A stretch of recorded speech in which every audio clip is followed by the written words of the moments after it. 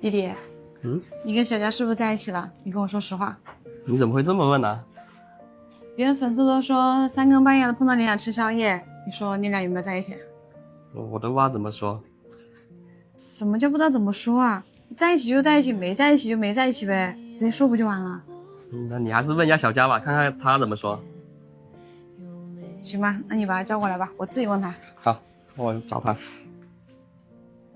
妈妈，你看这个小个子常规加长度。哎，小欣姐，我明天要卖的裤子库存清点好了没有？都点的差不多了，除了你身上这一条的话，别的款都只有1、2千件哦。只有1、2千件，这怎么够卖啊？马哥不是让工厂做了吗？他们开始做没有？有在做，我带你上去看一下吧。走吧。走，妈。走啊。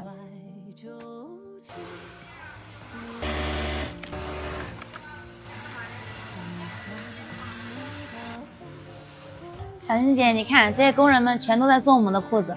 都是我们要卖的款吗？对呀，马哥说好多姐妹们预约了我们的直播，然后他就交代刘厂长，特地让他们这些天加班加点多做一些裤子出来。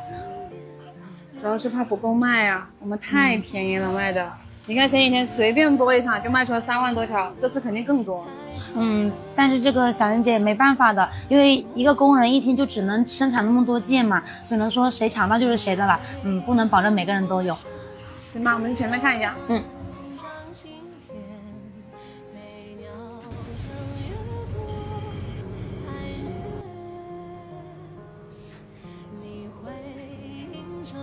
诶，姐，这个裤子这么烫一下，这就挺顺的。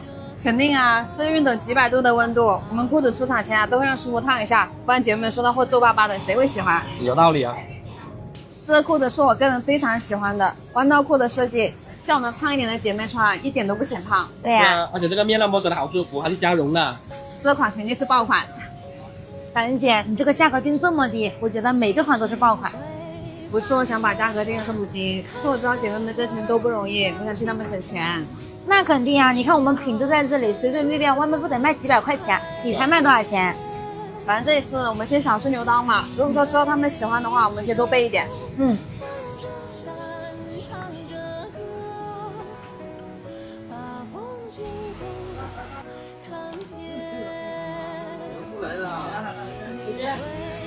老板娘，没事，你不用管我，弄你的就好了。好。怎么说，小佳来了吗？他在路上了呀。路上了，那我们去办公室等他吧。